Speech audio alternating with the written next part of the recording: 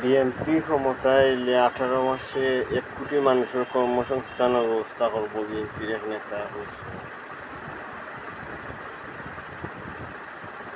এ পর্যন্ত ক্ষমতার বাইরে টাইন কতজনের ব্যবস্থা করছেন। ক্ষমতাত গেলে যে 18 মাসে 1 কোটি মানুষের ব্যবস্থা করবা, শেখ হাসিনা পতনের পরে এ পর্যন্ত কতজন মানুষের কর্মসংস্থানের ব্যবস্থা করছেন। টেন্ডারবাজি চাঁদাবাজি ছাড়া চাকরির ব্যবস্থা করিয়া দিচ্ছেন। জাতি বিবেকবান মানুষের কাছ থেকে জানতাম চাই আমি।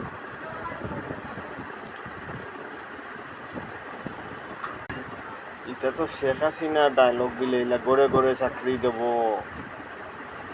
10 টাকায় চাউল দিব। হাসিনায় যে নির্বাচনের আগে 18 নির্বাচনের আগে ডায়লগ দিছি, এই ডায়লগ বিএনপির নেতা নিতে এখন দিরা 18 মাসে 1 কোটি মানুষের কর্মসংস্থান সৃষ্টি করবা।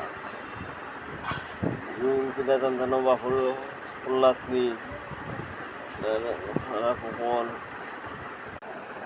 বিএনপির নেতাগুলোর কথা আর আওয়ামী লীগের কথা একই স্টাইলের।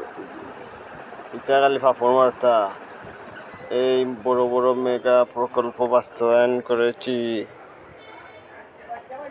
কিতা করছেন এখন তো যাতে বুঝতে পারা, দেশে দেউলিয়া করিচ্ছ।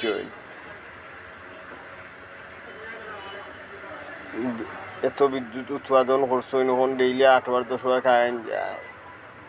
কিন্তু আওয়ামী লীগের এখন সংসদ সদস্য মহিলা বাড়তি কইছিল গড়ে গড়ে বলে ফেরি দিয়া বিদ্যুৎ চালাক খাস চুরির মতো। তখন দেখি গড়ে গড়ে আইয়া অবস্থা কিতা, আগে যাওয়া একটা পাইতে এমন অবস্থা করিয়া তুইছেন। দেশ পরনির্ভরশীল রাষ্ট্র দেশে করিচ্ছেন। ভারতের এই চুক্তি কিনছিল বিদ্যুৎ